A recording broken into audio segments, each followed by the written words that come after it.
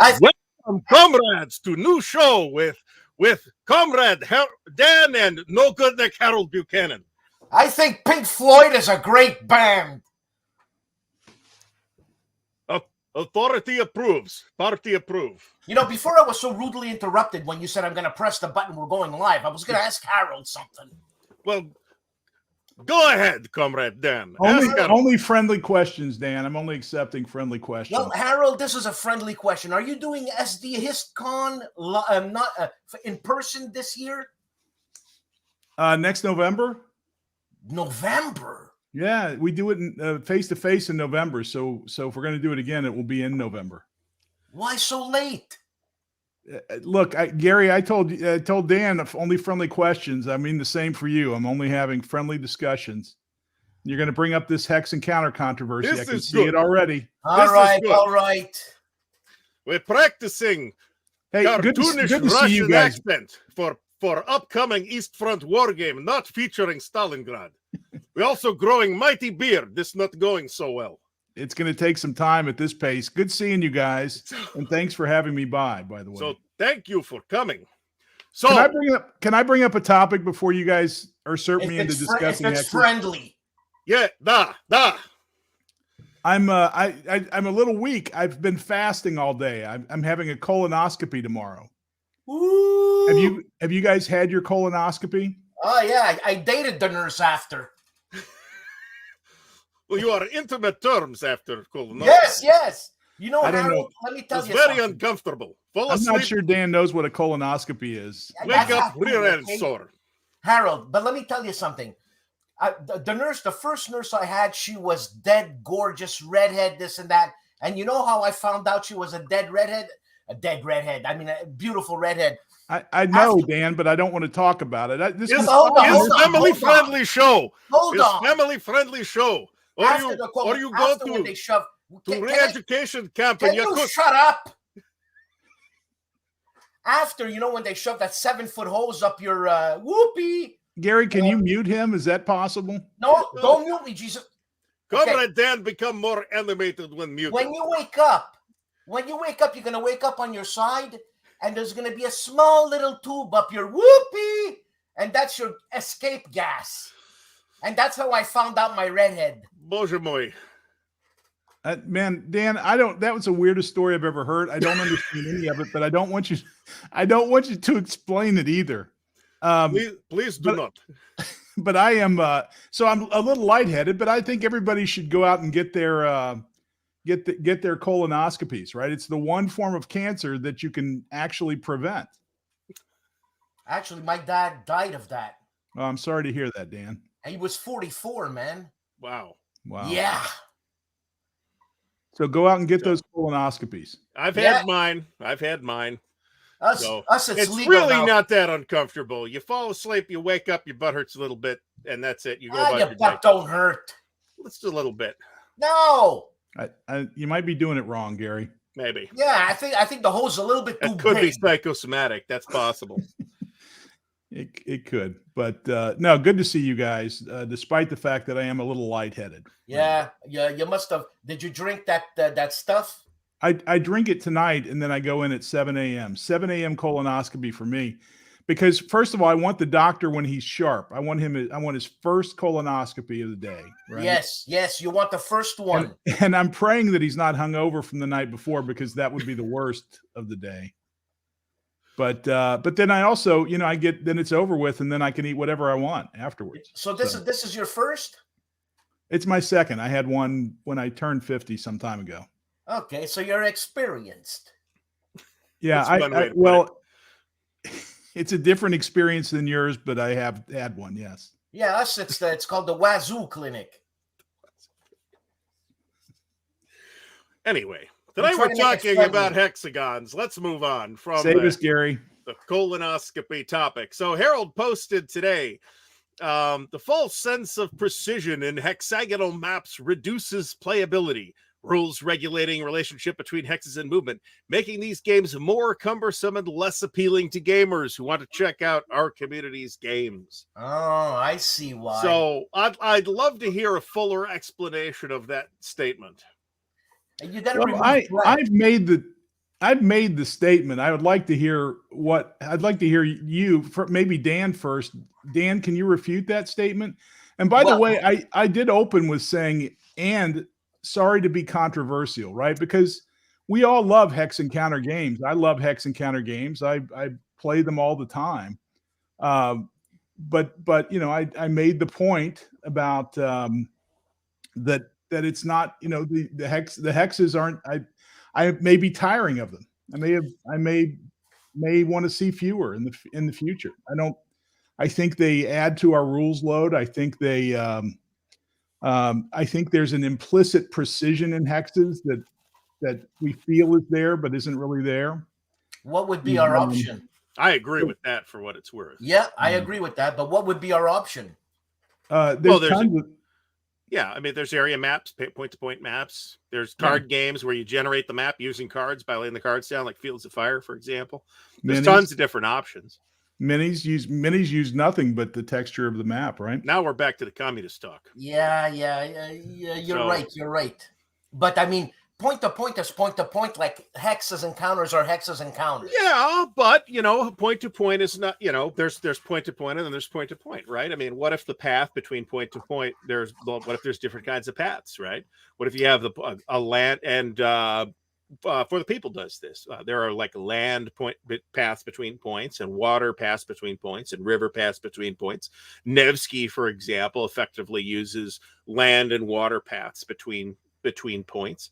I don't know that it's necessarily adding complexity to have a hex grid as such, but I actually agree with Harold on the idea that there is kind of a mathematical elegance to having a hex grid that maybe implies a greater position in terms of spatial relationships than is reasonable to infer into a game that happens to use a hex grid.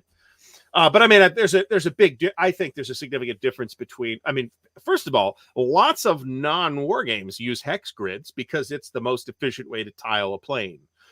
There's a video on YouTube on that. I agree that it's a way to tile a plane. Well, it's the mathematically most efficient way to tile a plane. I disagree. But because it's made up of triangles. So let's say you have a game. Well, but mathematically most efficient doesn't mean best for games, right? I mean, that's not the same thing. I agree, but I also don't believe it's mathematically the most efficient. It's the most efficient in two dimensions, right? If you assume that everything has to fit against each other, then it is. But there are other ways to do it. Dan, I see that you're visibly upset. Are you okay? He's like this all the time, actually. Nothing's wrong. So what I wanted to say is that. But what I was going to say is that because Gary agrees with me, I think we're done. Right. Well, so here's the thing, though. Let's say that in terms of like the hex grid becoming an intimidation factor, which I think is actually true as well. But there's a huge difference between a hex grid and a game like, you know, random person walks into a convention and sees two games on the table, one of which is No Retreat, Rush in Front, or really any no retreat game, which is a, you know, game with a relatively small number of hexagons. There's not like it's not massively complicated. There's not tons of stacking or anything like that. And then on the other table, you've got like Fire in the East, which has a grid containing tens of thousands of hexagons. And, you know, stacks is huge wall of stacks that are, you know, 20 counters deep. I mean, certainly that's going to, well, there are certainly people for whom that will be a turnoff. They'll be like, you know, that looks like way too much trouble, right? But I don't know that the same people are going to say that necessarily if they see Combat Commander or Commands and Colors or No Retreat necessarily. Although No Retreat's pretty war game, so maybe that's not the world's best example. I think, first of all, I think a random person walks into a game convention is the beginning of the worst joke ever, right? And then he says, but look, I think that it's become a language that we speak in our, I hate to use the word tribes because I don't want to sound like David Doctor, but you know, in our little tribe, it's a term that we use, or it's a mechanism that we use all the time, and it's become incredibly familiar. My conjecture, Dan, and in here, Dan, I'd like you to refute this. My conjecture is that if we use point to point, we can actually squeeze a bunch of rules into that point to point that we wouldn't need to resolve in detail in the rules, but would if it were a hex based game. What do you think of that, Dan? Well, Mr. Buchanan, I don't know. What about terrain? Can you do point You can to have point? Paths to Glory has point-to-point map with terrain. There's like forest hexes and clear hexes and mountain hexes. Okay, but there's no reason you can't do that. Topologically, there's the only difference is between whatever kind of map, whatever kind of map that actually represents position. The topological interpretation of this is that you have nodes in which things can be located and connections between the nodes. The only difference between a point-to-point map or an area map and a hex map is that on the hex map, there's a node and there's always 6 other nodes around it, unless you're on a coastline or something like that. There'll be exceptions. But generally speaking, there will be a precise, uniform number of connecting spaces to occupy, which is not necessarily the case with a point-to-point or area map. What about scale? How do you do scale? Well, how do you do a monster game? How do you do a monster game with no hexes? So I guess that depends on monster game. I saw people playing a pretty. Speaking of, Harold mentioned David Doctor's game Triumph of Chaos 2 was on a table at Compass Expo, and those folks sure looked like they were playing a monster game, and they played it the whole time I was there. Yeah, well, any of those adverb of adjective games are played like that. But here's another one for you, Gary. The other thing that happens is that hexes and counters require us to create a bunch of rules about movement. And every game has rules on movement, but point-to-point games have significantly less. The rules load is less because you can create and regulate, depending on your selection of points, implicit movement limits. And hexes, you don't have that, so you have to create a whole bunch of stuff that says, well, you can only move here to here. The other thing that's funny for me on hexes is that take a game like let's go back in time, 1776. If you're going to move between cities, sometimes you can get stuck one hex short of a city. And there you go. One of my faves. Put a ton of time into that game.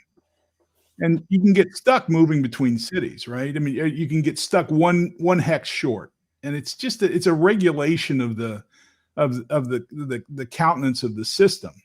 When in reality, you knew when you started that you were probably going to make it to the city, and so hex encounters create this odd.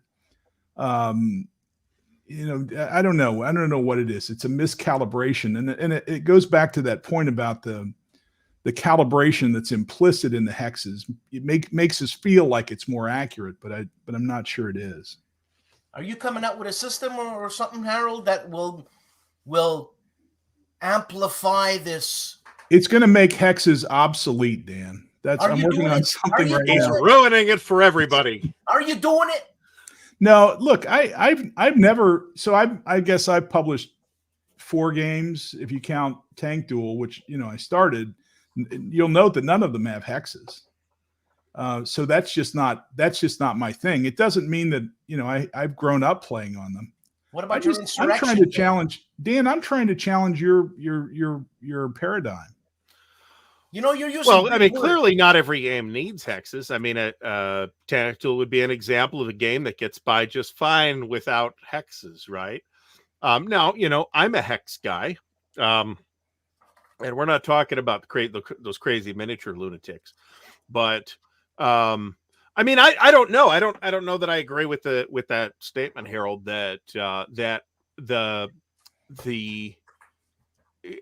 there's an inherent complexity to a hex map versus a point-to-point or area map, and that the hex map's complexity is inherently greater. I don't know. I mean, I would certainly say that many point-to-point games specific, but I don't know. I mean, let's say you have a point-to-point game. It's certainly possible to curate the point-to-point map in such a way as to channel movement in certain ways. Okay.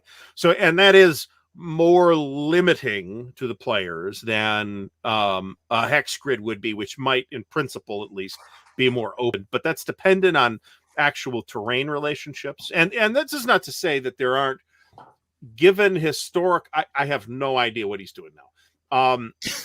That there aren't, given historical milieus where a point-to-point map might be more appropriate. And scale is, as Dan mentioned, scale is a factor, right? I've never seen anybody do a point-to-point map like tactical game. Maybe I could. What about is something. What about Guns of Gettysburg? Gary, have you played Guns of Gettysburg? I haven't. So I would.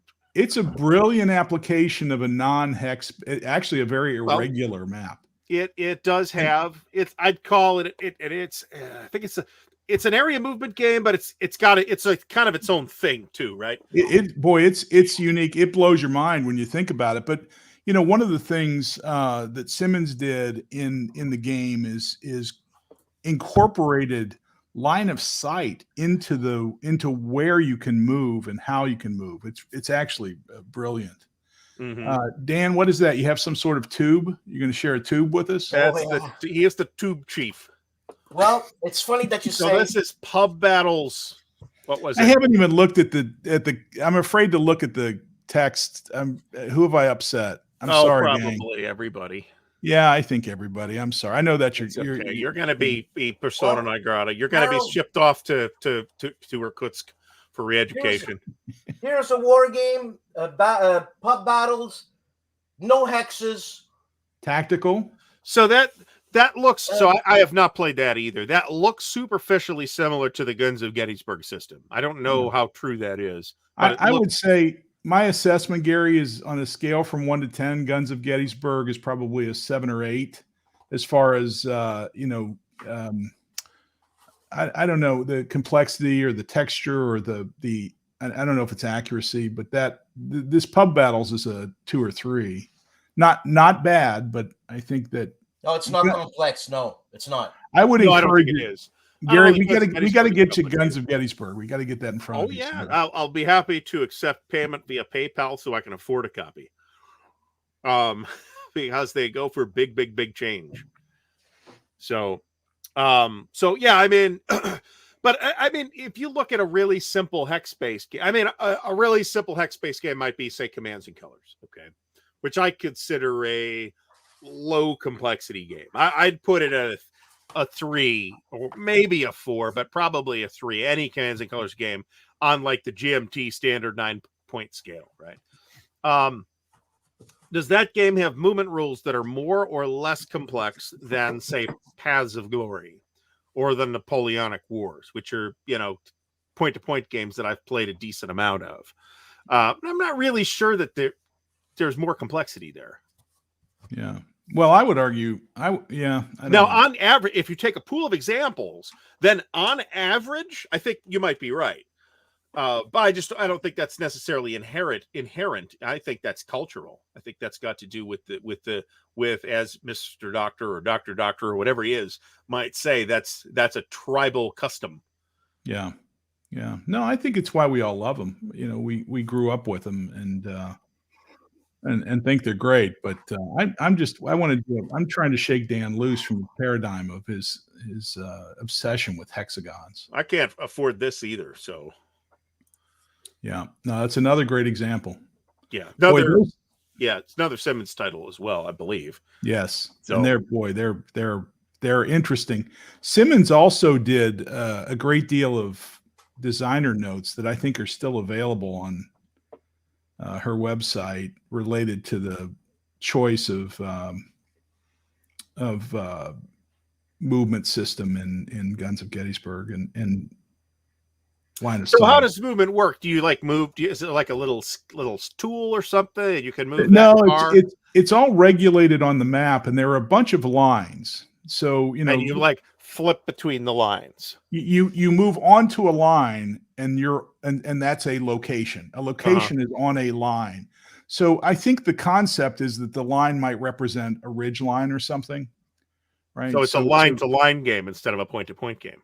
I think so. It's area movement, but it's managed by a series of lines, irregular lines. So what you might see is a bunch of triangles that are absolutely irregular and spread across the map.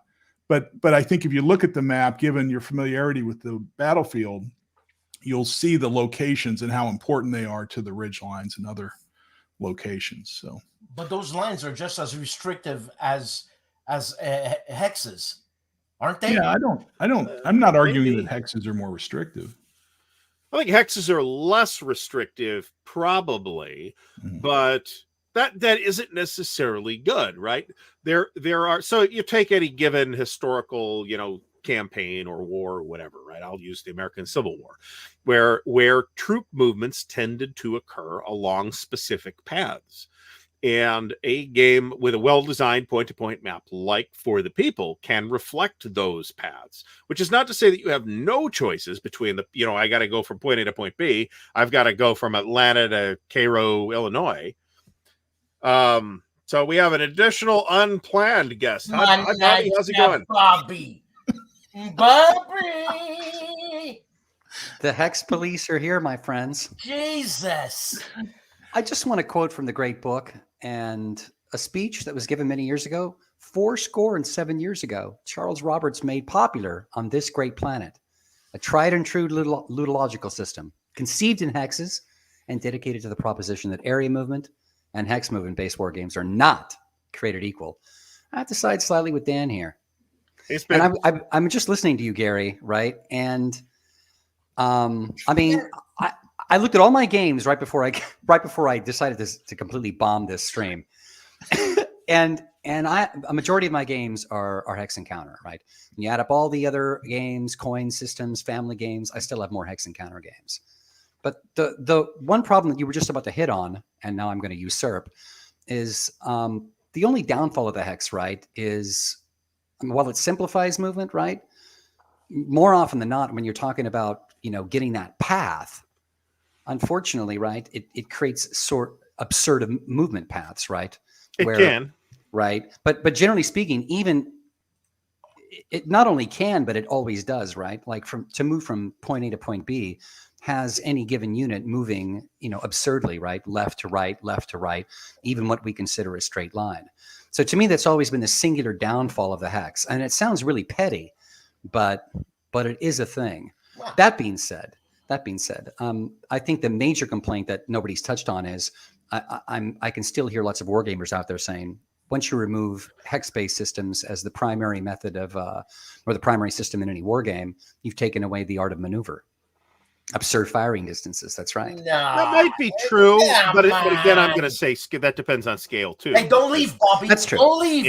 In a game like at a scale like For the People, again, the minutia of maneuver are kind of large at the operational level, are below the scale of the game, right? So right. If they're implicit in things like the leader ratings and stuff. So and so is able to bring about their force to bear in a battle versus McClellan is able to evade because he ran away very far. Right. Why like Harold brought up? Why don't we use the miniature rules, like the ruler, man? You're allowed to move 6 inches or 3 inches, like. Well, let's not talk about inches. What we really should be complaining about is the brick grid layout, which is equivalent to hexes, but which is an ugly squares instead. Like I think Avalon Hills Bismarck used it. Squares. Yes, squares, but they're staggered squares. Oh, so there's 6 squares around every square, just like you would have with a hex map, except uglier. So it's just a bigger hex. It's a square hex. Yeah, but if you skew them like that, it's going to look like a hex. So but it looks like squares. It looks like a brick type of pattern.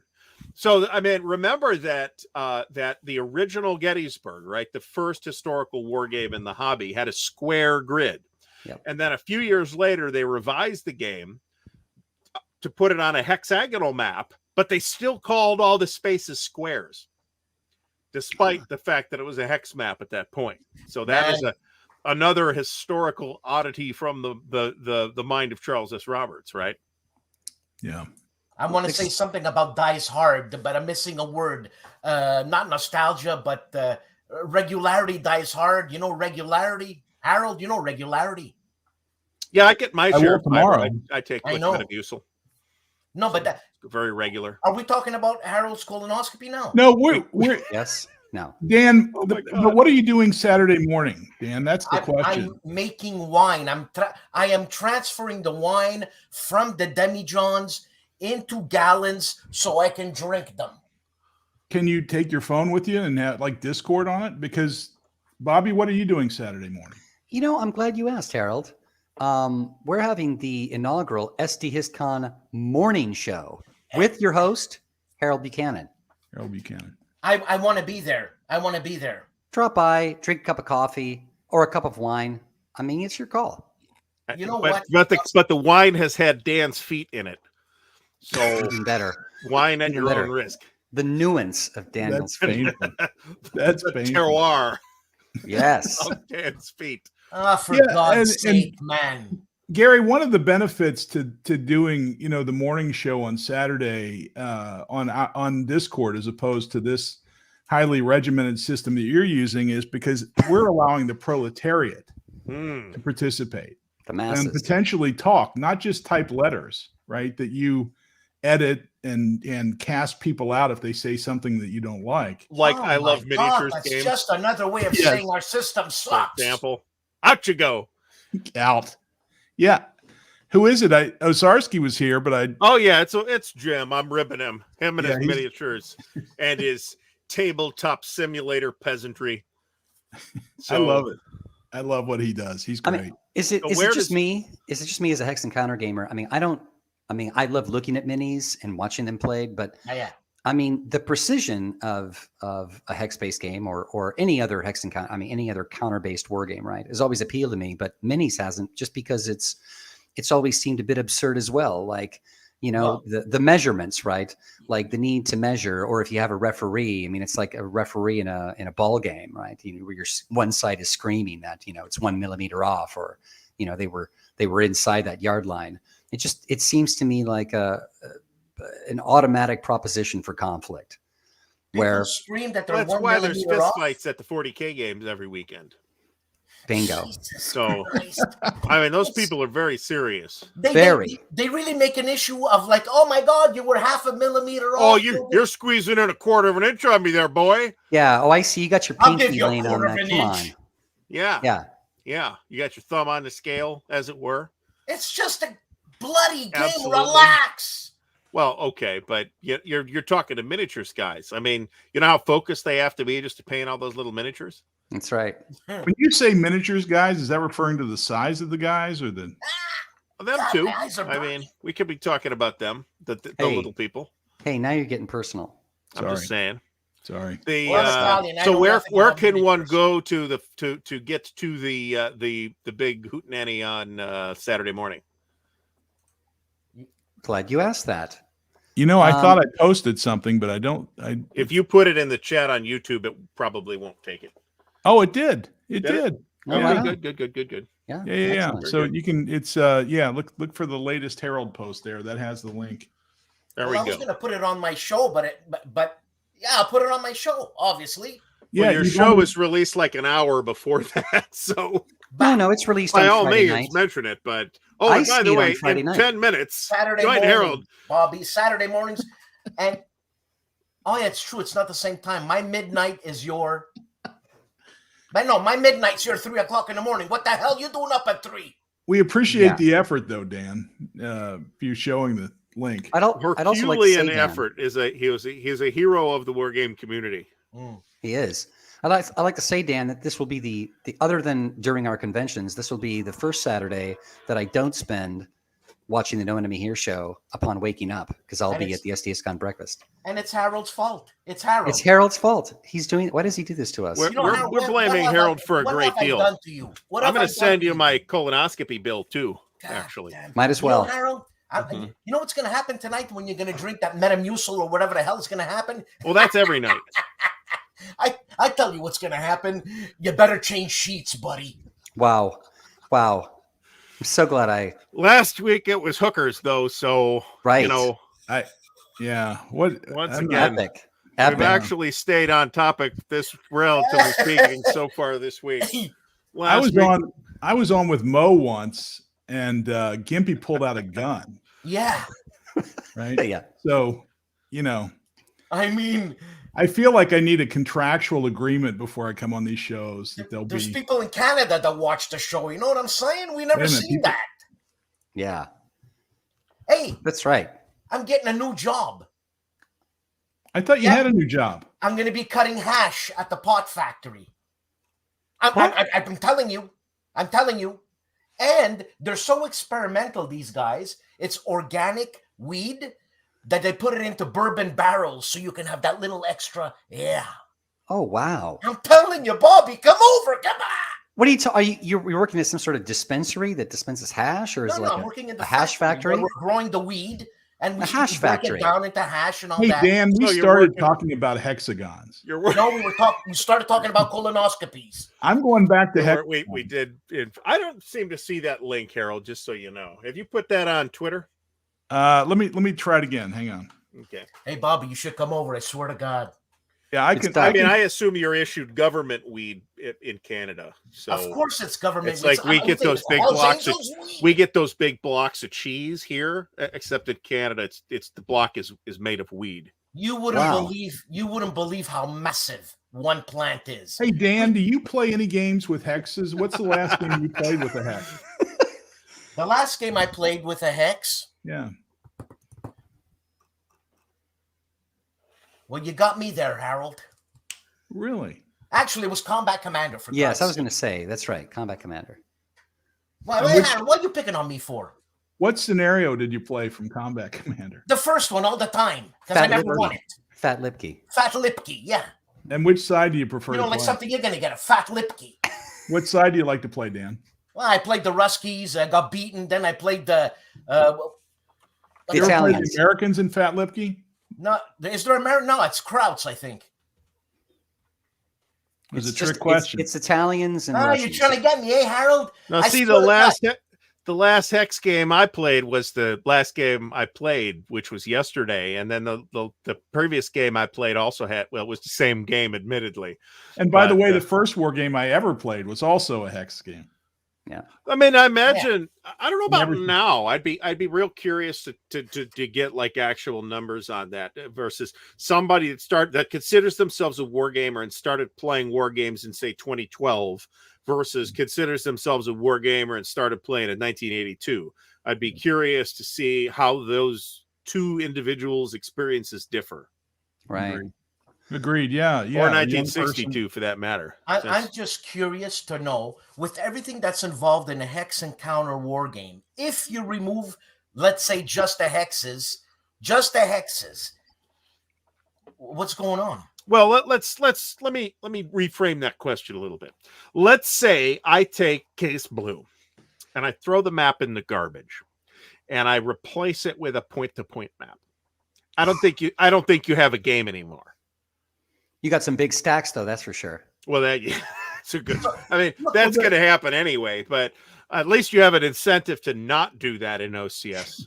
Yeah, But the I mean, hex, the hexes play an important role, and I'm not arguing that you should just remove them, right? I mean, they regulate movement, they regulate distance between spaces, they regulate other things like zones of control and influence.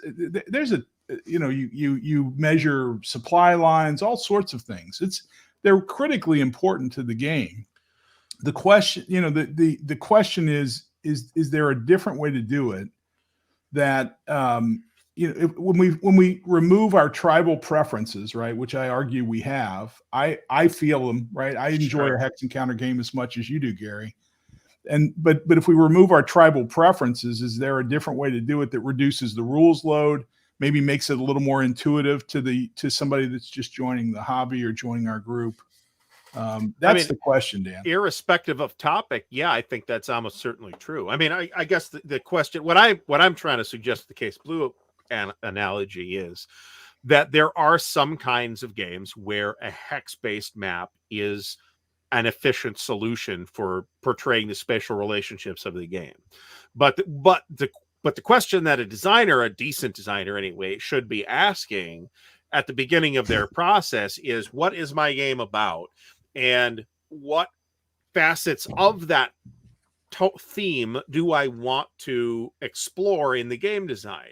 And depending on the answers, hex map might not be the best solution. On the other hand, a superficial designer might well say, I would like to make a game like Case Blue.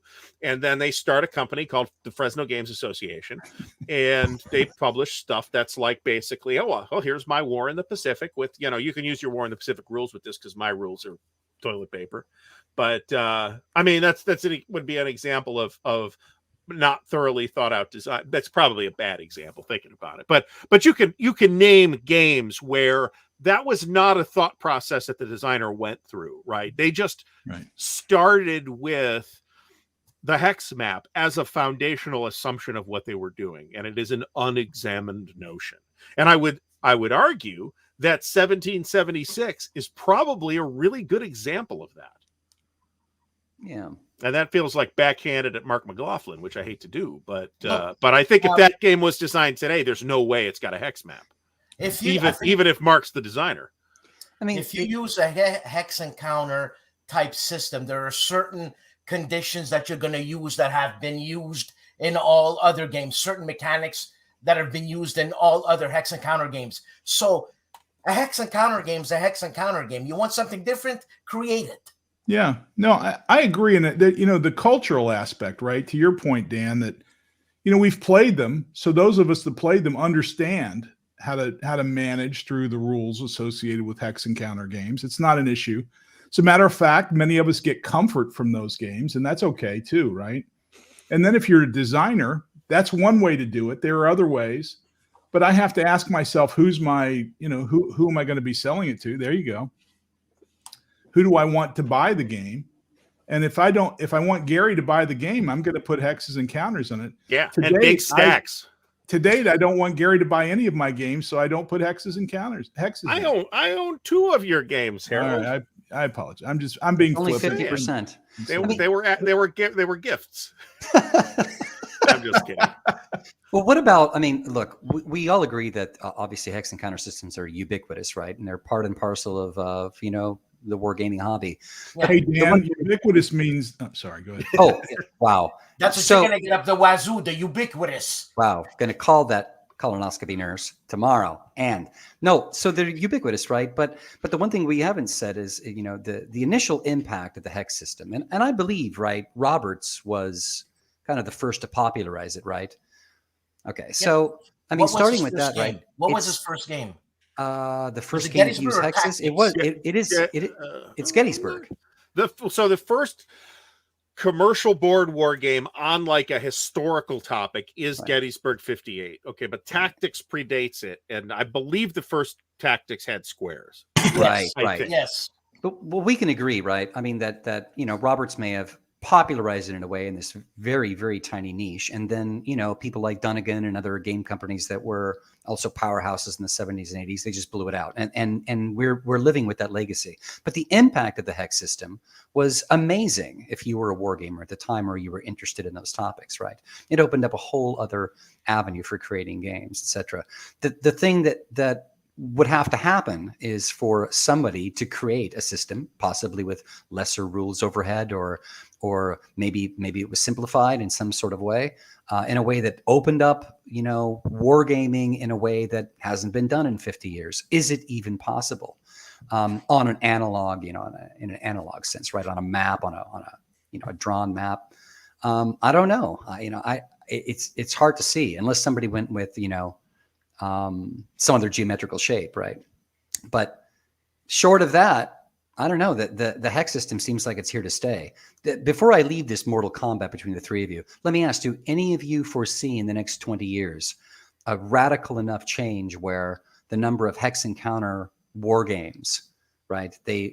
I shouldn't say diminish, rather, area movement or another type of system begins to usurp the position of hex encounter, for war gamers. Do you foresee that in the next 20 years?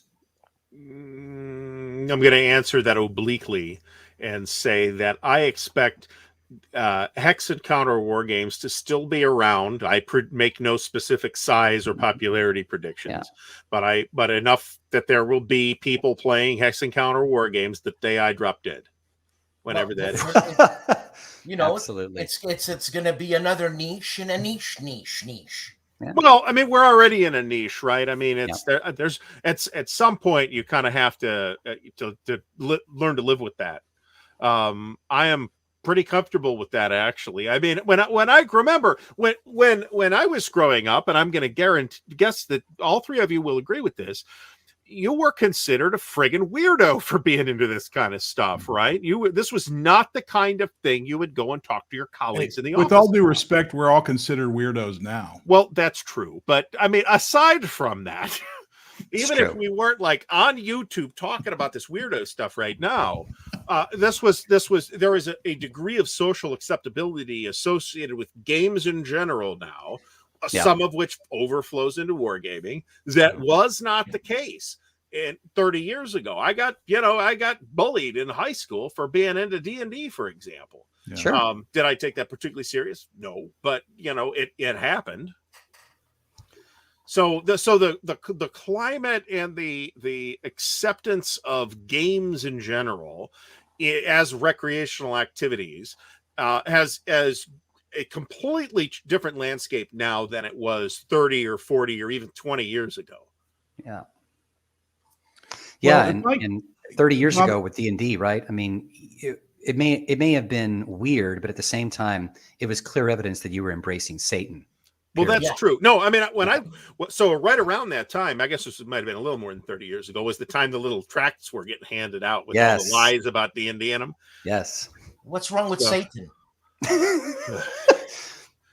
First of all, we get the proctology lesson. Yeah. Then we talk about Satan. Then it's 10 minutes on weed, and the weed work it every day in the weed factory. So then Fresno Games rules on toilet paper was kind of a segue back to the colonoscopy. Yes, well, that's true. It's also that was helpful. Although the segments make it convenient to debate one particular rule. Yeah, as insane as this sounds, this has been one of our more focused episodes of this show. But why would we want to? First of all, why the hell are we talking about hexes for? Second of all, that's Harold. Why? It's just a system. Use another goddamn system. Well, there's plenty of examples. Shut up and play. There's plenty of there's something to be said for the we are all navel gazing uselessly argument too, and maybe it would be better for at least some people to just say, screw it, I'm just going to play this game. This nonsense and is of no interest to me whatsoever. I would consider that a completely legitimate viewpoint.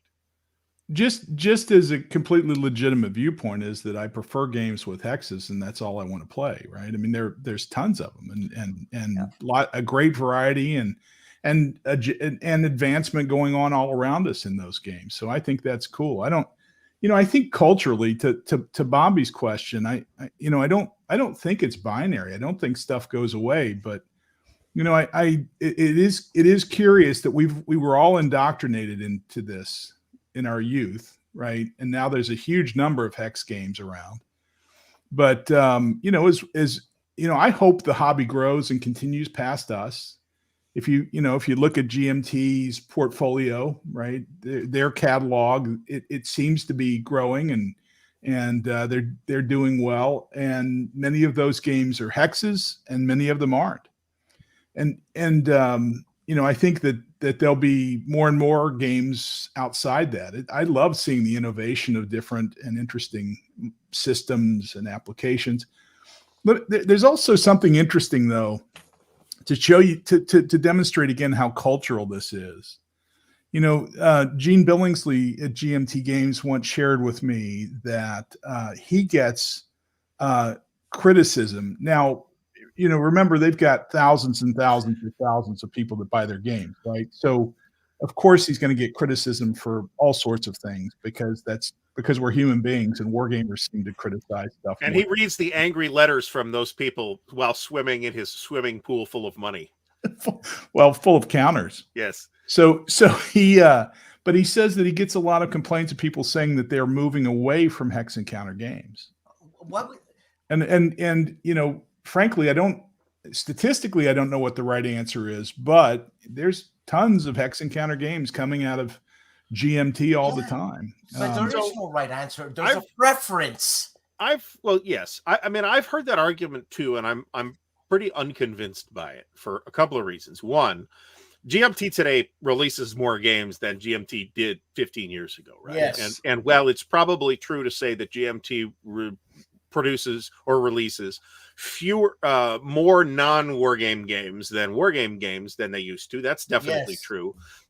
They might release, but I'm not sure they released less Hex Encounter games than they did 20 years ago. I think that number is probably about the same.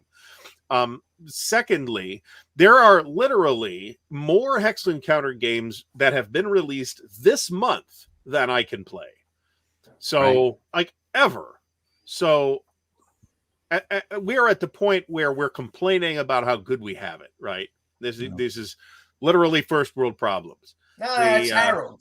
We've got so many games to play. If you want, and we have also this technical infrastructure in the internet where if we really want, I really want a copy of, for some reason, because I've gone bananas, I really want a copy of Fire in the East. I can go get a copy of Fire in the East today, and it'll be in the mail tomorrow to me. Will it be it might be expensive, but probably not like buying a new car expensive.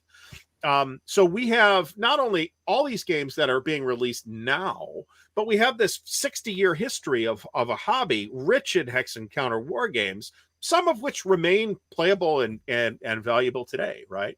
Yeah. So there's too much for me to play, and I've been known to play 4 days a week, right. So I'm good.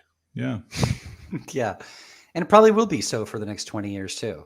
Yeah. But definitely your analysis of the GMT thing. Yeah, I agree. They're releasing more games than ever. Are they releasing other games besides Hex Encounter war games? Sure. They are. But still, they're probably producing more Hex Encounter games per year than they were 10 years 100%. Ago. Yeah. Avalon Hill released a game about basketball and boxing. And outdoor survival. You look at that's true. That had extra though. You look at Avalon Hill's catalog. I did a video on the Avalon Hill 1983 catalog, and like 40% of it is stuff that is not only not war games, it's not close, right? I'm not talking about stuff like Civ or Republic of Rome. I'm talking about stuff like Title Bout, pages and pages and pages of that stuff. Was it Avalon Hill that put out Dr. Ruth's Good Game of Sex or something? That was Victory Games, yeah. It was their #1 seller. Yes, was there hexes on that? And as I recall, it wasn't close. I have the vaguest idea. It's a hex-based. It was hex-based. It's definitely hex. It's the map is there behind Bobby. That's the map. Pretty sure this is the Dr. Ruth Westheimer map. Yeah. But it's the censored version. Yeah. Oh, definitely. Yeah. It's been grayed out. The inappropriate pieces. Yes. Well, I got to head back to the station. The job of the Hexagonal Police. Don't leave, Bobby. Don't leave me with these guys. Oh, you're going to be okay, man. You're in Mortal Kombat. You're in Mortal Kombat. You're in Mortal Kombat. I just want to see you bring the hash on Saturday morning.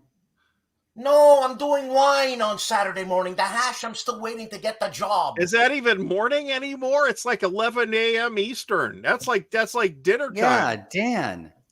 I start looking at the TV guide to see when Matlock's going to be on at around 11 a.m. If you really want me to get the weed, I'll go in the back. I got it like a quarter pound. Family friendly show. I'll show it right over here. But I don't want to. YouTube's going to kill me. The YouTube algorithm. I was on a show and Dan pulled out a quarter pound. Actually, that's a thing they have to actually account for now, where it's legal in some jurisdictions and it isn't. I know that if you're a Twitch streamer and you live in streaming for Colorado, it's no problem if you toke up all day on Twitch. But if you're in Ohio where it's illegal, out you go. So outrageous. Dan, did you hear that? I'm too stoned to hear anything. Perfect. We hope to catch you guys on Saturday, but I got to drop out. Hey, Gary. All right. Bobby, thanks for stopping by. The Hex KVD has spoken. Take care, you guys. Bye-bye. Bye-bye. So just to reiterate my position. Oh, for God's Is that okay, Dan? I don't. Is that all right? Yeah. And please use big words that I don't understand, Harold, because I'm learning stuff over here. That's good. Yeah. No, I'm We're proud gonna, of you. we're gonna If you provide a Google it- glossary for Dan for next week. God, I swear, Harold. I can't wait Glossary to of terms, like in the back of Dune. Yes. Yeah. I am not against hexes. I love hexes. I enjoy hex games. It's a system. I'm okay if everybody uses them. I'm cool with it. What about Liberty or Death? Your insurrection thing. Was there hexes? No, There aren't, Dan, but first of all, I'm shocked that you're asking the question. Note that Gary knew it right away. But Yeah, no. The thing, you know why? You know why you're shocked? Because you seem to have forgotten to send me a signed copy. Yeah, that was agreed with. that That's was why you're shocked, Harold. That's why you're shocked. It was confiscated by the Canadian Border Patrol they're playing it now. because they thought the box was full of weed. So No, that would pass. that was my favorite coin game, Harold, until I played Morgan's coin game. Yes. So- Yes. Well, that's I can't go up against Morgan. It's especially if you like ancients. Hey, we were But- talking about the Simons before. Did she put out any other games, or it's over? Well, she's Simmons retired. Oh, Simmons Simmons, yeah. retired in a BGG post that was quite interesting. It was I'm retiring, ask me anything, and there were a lot of interesting discussions on that post. It's still Oh. there. I'm not sure I really even want to read that. I mean, I saw the original post, but I didn't follow a whole thread about it. It was pretty civilized. It was a you know So it was that's a good. good. Yeah, no, it was Well, it was- BGG is pretty tightly moderated, so yeah. if anybody, And I've Is it- asked Simmons a number of times for an interview, and she's turned me down. I just don't think she wants to do anything. Doesn't want to do an interview, so that's cool. But you talk about innovative, right? I mean, what innovative chops there? Just But brilliant. why is she so controversial? There's no I don't know. controversy. It's just I don't it's know just that that's well, I don't know, not controversial to me, but she just does games in a different manner. Just they're interesting. I wouldn't say they're easy to learn or easy to play. But just 4 credits on BGG, by the way. Guns But of it's- Gettysburg, Bonaparte at Marengo, which I've seen physically, Napoleon's Triumph, which I think I've seen physically, and Thunder at Leutzen, which is an S&T game that I really don't know anything about. Was published in 1985, so I'm sure it's a TSR masterpiece. And that is a straight hex and counter game. So Well, her games are difficult. well, they're not they're just so different, right? I I mean, don't have that impression, but they might be right. So, I mean, I think Nevsky is different, right? yeah. And I think that there's, somebody who is kind of a hidebound hex and counter individual might have trouble grasping something like Nevsky or coin or something like that. I mean, I generally have to play any given coin game somewhere between 2 and 3 times before I actually get it. Yeah. And then if I go 2 years without playing it, then I will have completely forgotten what I got back when I was getting it. But what about the first time you played it? I mean, it's really tough then, right? Yeah, the first time absolutely you played any baffling. coin game. That's Ooh. why I made a video about it, because I that video was me walking myself through it. Yeah. No, I find it still difficult to grasp. It's just I just can't see it, man. So here's a question for you, Dan. Mm. Professional war gamers don't seem to use hexes frequently. I would argue. So Gary, here I would challenge you with this statistic. The vast majority of professional war games, and I'm talking DoD and otherwise, don't use hexes. I am not. I don't know, Harold, man. I don't know. I've seen a decent. The Armchair Dragoons guys are pretty relatively closely linked to them, and certainly there's probably a bigger percentage of non-hex war games that are in that DoD professional war game circle. But I've seen plenty that use a hex map too. So Harold, what did they use? They use like miniature type. They use all sorts of different things. They just aren't as culturally as tied to hexes as we are. Well, they make the big dollars too.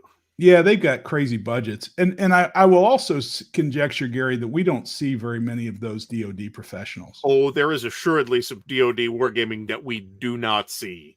For a host of reasons, but a lot of it, us old people that play in this profession all dream of one day doing something right professionally with the Joint Chiefs of Staff looking over our shoulder and demonstrating. But the reality is most of us don't get to.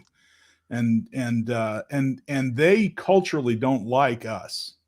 They think we're infantile and don't understand the true needs and meanings of war games. I don't know. I've had pretty cordial contact. Maybe they're just being polite and they're thinking this peasant doesn't know what he's why would talking they about. think that way? It's just we don't know their information and what we're they know, hobbyists. for God's sake, man. Well, that's hobbyists. We're hobbyists. That's all. They're actually paid to be war game.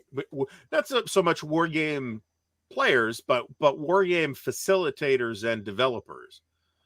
And it's a different world. It is a quite different outlook, and you can get I think a sense of a little bit of that by reading, say, Zones of Control, which has quite a bit of hobby representation, but also quite a bit from the professional side of things too. Right. I think there's more interaction. It really depends. I mean, the professional side of wargaming was like something that was not visible to me at all until the last, say, 8 years. And the only reason it's more visible to me now is because of people that I now know who have those kind of connections. There's imagine a Venn diagram, right? And there are two groups. There are the professional war gamers, and then there's the hobbyists. And I conjecture there's a very tiny overlap, and that's what you and I can see without venturing into, the world of the DoD.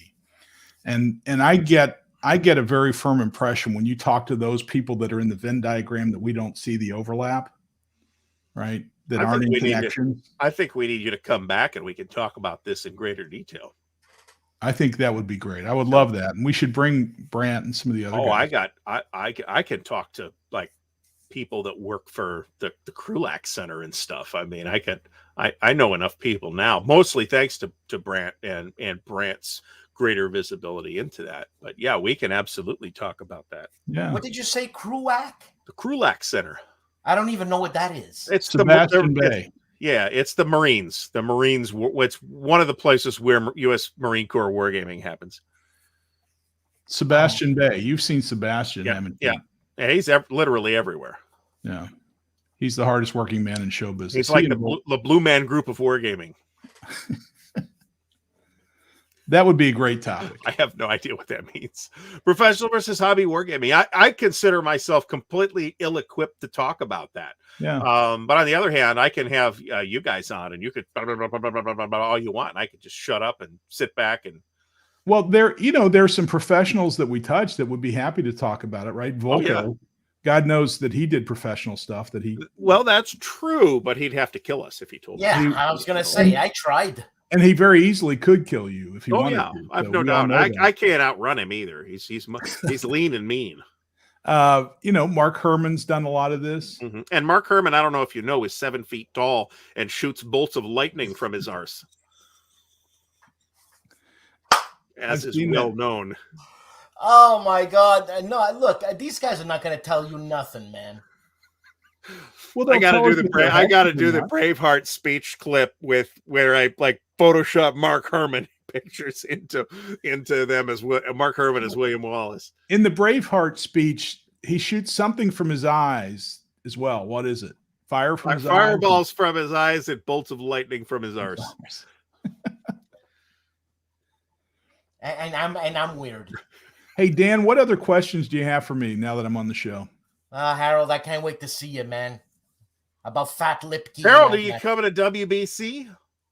I am not. Okay. When is it WBC off cycle, or are you talking about in the summer? July. In the summer. It's July. I think it's July. I would love to. So depending on what the summer looks like, it's going to be hot, and it I'm might still rain. I'm still a little COVID queasy, to be honest. I don't blame you. I'm not particularly terrified of it because I'm vaccinated and I've had it. So, and by that time, I'll have probably at least one booster shot, maybe two. So I'm as immune to it as you can get at this point. I might even have had it twice, to be honest. You think we're going to have to wear masks even then? Good question. I don't know. Man. My guess is no, but I'm just guessing. I don't know what's going to happen. What am I, some kind of friggin' scientist? We are going to have this thing at Dice Tower West in Vegas in March. And we talked about that, I think, along with the hookers last week. That's because it's in Las Vegas. That's how that came up. Right. So Dice Tower West, what are the dates on that? So excellent question. I will look it up while we're talking. I could look it up. You should just know. And Harold, are everything else in effect?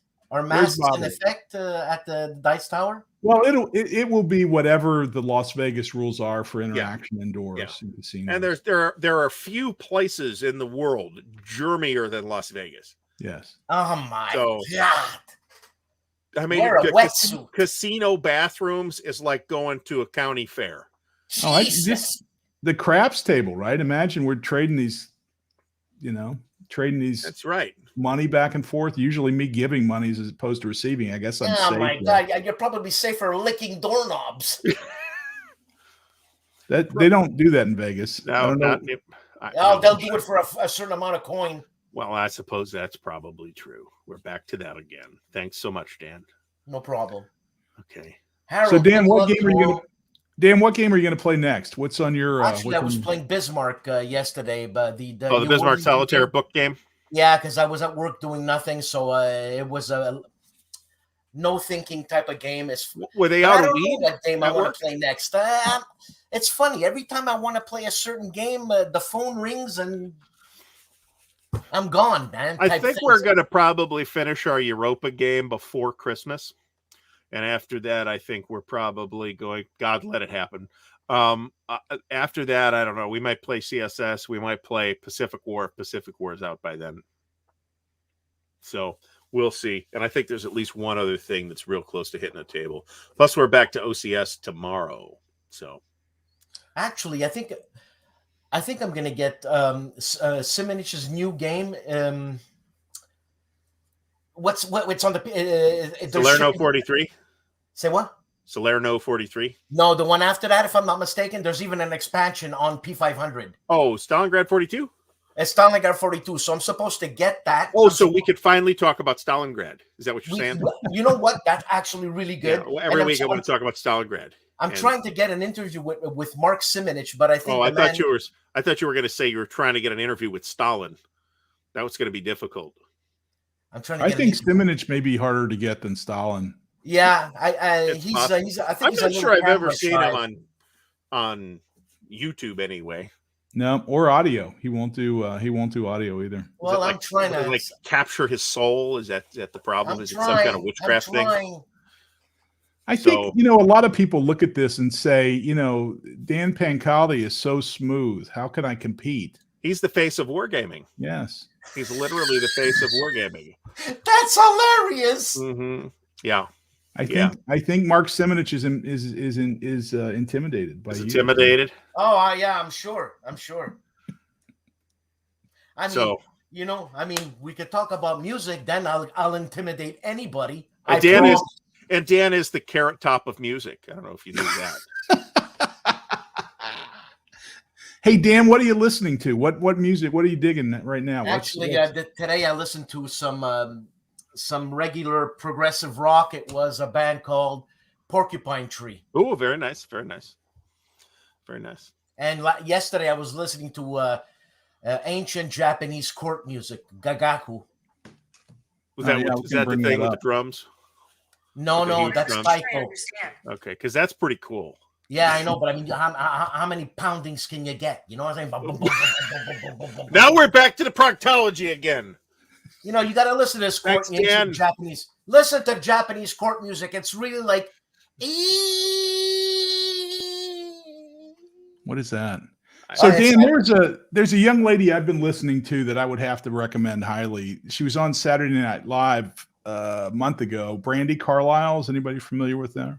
I've heard the name. She's a wonderfully gifted lady and has a new album. Might be thinking of Belinda Carlisle, admittedly. Yeah, I don't know who you're talking about. That's who my wife thinks every time I say Brandi Carlile, so I can't get her converted because. No, I don't know her. Our Lips Are Sealed is the song that my wife's thinking about. I'm listening to King Harvest right now. I don't know that either. Yeah, you do. You do. They were a one-hit wonder from the early 70s, a Franco-American band, no less. Franco-American, wasn't that SpaghettiOs? That too, yes. I believe they should be the spokespeople as the Franco-American band. Wow, hold on. You send me something, a link or something. They're like the Guess Who, except they're instead of an American band, they're the Franco-American band. So with the SpaghettiOs. I feel like we've lost momentum. What do you think? Oh, just a bit. Well, this has been seriously the most focused show we've had in months. No, seriously, it has. You know why? Because I couldn't say a word. So that's possible. I was going to do the entire show in a cartoonish Russian accent, but that God. Then you started talking about people's behinds, and I couldn't keep it up. I can't do that. So, well, you know what? Good luck tomorrow. So, not that you're going to need it. Everything's going to be fine. It's just it's tonight. Have a comfortable cushion to sit on when you get home, and you'll be fine. What? So, nothing. It's tonight when he has to drink that. It's a piece of cake. It really isn't. We shouldn't scare anybody because it's something that it's the one cancer that's preventable, right? We should all get that PSA and the prostate test for the old men, and get that colonoscopy and with regularity and be healthier. It really is not that much trouble. It's relatively quick. You drink this thing, you don't eat for a day, you drink this thing, you go in the morning, you stick a camera up your ass and you go home.